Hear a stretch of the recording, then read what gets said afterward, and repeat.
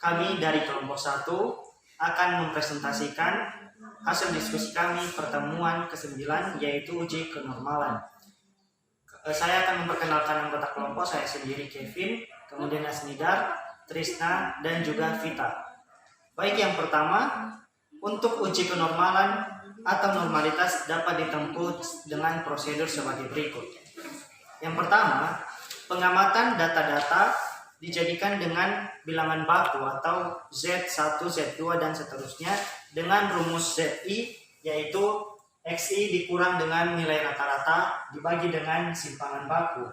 Maka hasil pengamatan X1, X2, dan X3 akan dijadikan menjadi bilangan baku dengan rumus berikut. Kemudian yang kedua, untuk tiap bilangan baku ini menggunakan daftar distribusi normal baku yang kemudian dihitung peluang. Menghitung peluang yaitu F ZI sama dengan P, di mana Z kurang lebih atau sama dengan ZI.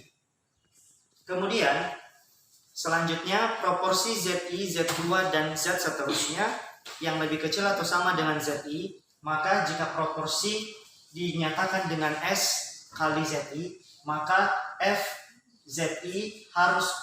FZI dikurang dengan SZI.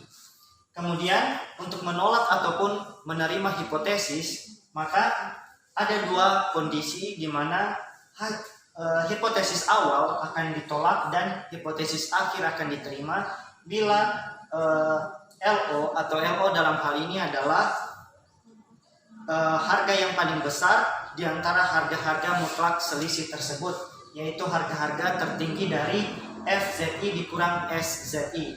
Maka bila LO kurang lebih dari LT atau nilai L yang ada di daftar, maka hipotesis awal akan ditolak dan hipotesis akhir akan diterima. Sebaliknya, bila LO kurang dari nilai L yang ada di dalam tabel atau daftar, maka hasil atau hipotesis awal akan diterima dan hipotesis akhir akan ditolak. Baik teman-teman, dan saya akan melanjutkan. Teman-teman bisa melihat tabel nilai krisis L untuk uji relief force dari contoh soal dengan sampel 23, 27, 33, 40, 48, 48, 57, 59, 62, 68, 69, dan juga 70. Berdasarkan pengujian hipotesis 0 bahwa sampel tersebut benar-benar dari populasi dengan distribusi normal, kita bisa melihat dari tabel tersebut kita mendapat min atau rata-ratanya sebesar 50,3 dan S-nya sama dengan 16,56. Dan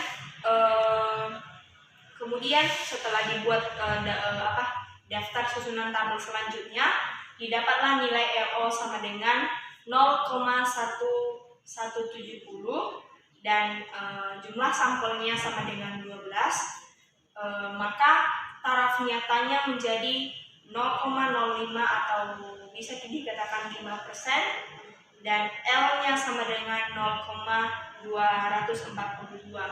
Nah, di mana L-nya lebih besar dari harga LO yaitu 0,1170, sehingga hipotesis 0 diterima dan kesimpulannya adalah bahwa populasi tersebut berdistribusi normal.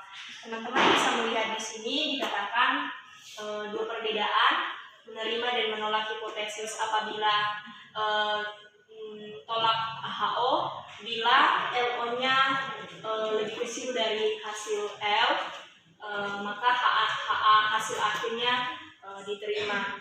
Jadi di sini tadi LO-nya adalah 0,1170 jika hasil awalnya ditolak bila harga LO-nya lebih besar dari L, maka hasil akhirnya diterima. Di mana di sini tadi dikatakan nilai atau harga LO-nya sama dengan 0,1170 lebih besar dari 0,242. maka hasil akhirnya diterima. Jadi distribusi normalnya diterima karena hipotesis nolnya diterima. Demikian dan akan dilanjutkan oleh presenter selanjutnya. Baik teman-teman, saya sebagai presenter ketiga akan melanjutkan penjelasan kita yang teman-teman bisa lihat sendiri dari materi yang sudah dibagikan, yang dimana tabel 1 adalah memuat standar normal kurve area, dimana di sana nilai Z di sini adalah dalam data sebagai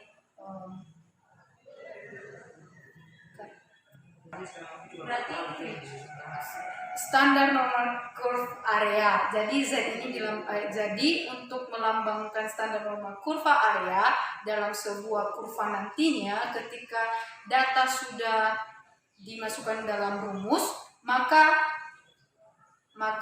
simbolnya adalah Z. Nah, di sana teman-teman bisa melihat bahwa pada tabel pertama itu adalah standar normal kurva area yang bernilai positif. Kemudian untuk tabel 1 juga yang di bawah adalah standar normal kurva area dalam kutipan atau dalam kurung ini adalah negatif. Jadi teman-teman bisa melihat data yang sudah dipersiapkan dan tinggal memasukkannya dalam rumus sesuai dengan rumus uji kenormalan. Jadi akan dilanjutkan oleh presenter selanjutnya. Terima kasih. Baik teman-teman, sekarang saya akan melanjutkan penjelasan dari teman kami sebelumnya. Teman kami sebelumnya tadi telah menjelaskan tentang beberapa data, yang mana data itu akan diletakkan di dalam tabel. Nah, tabel yang kita gunakan itu tentang data hasil penelitian, yang mana data hasil penelitian ini memiliki variabel X1, variabel X2, dan variabel Y. Ini merupakan beberapa variabel yang digunakan dalam data hasil atau tabel untuk mencari hasil penelitian. Nah, di sini kita dapat melihat contoh dari variabel X1 ada 169, variabel X2 176, dan variabel Y adalah 148. Kemudian variabel X 153, variabel X2 169, dan variabel Y 144. Selanjutnya 163, 164, dan 145. Kemudian 175, 183, dan 153 sampai seterusnya. Ini merupakan data hasil dari penelitian yang akan kita gunakan untuk membuat tabel, yang mana tabel ini nanti akan kita gunakan untuk mendapatkan hasil dari data-data yang sudah kita dapat dari sebelumnya. Baik, untuk selanjutnya kita membahas mengenai uji normalitas variabel XI atau X1. Nah, dalam uji normalitas variabel X1, kita dapat membuat tabel yang mana tabel ini berisikan tentang implementasi ISO, F, ZI, F, ZI, SZI, dan kemudian tabel terakhir yaitu FI dikurang SI. Nah, misalnya pada implementasi ISO ada data yaitu 141 dan FI-nya adalah 1, sementara tabel selanjutnya kita akan mencarinya menggunakan rumus yang sebelumnya. Kemudian 151, 153, 154, dan seterusnya. Terima kasih. Baik, saya akan menjelaskan mengenai uji normalitas data variabel X1. Kita bisa melihat data yang ada pada materi yang telah dibagikan.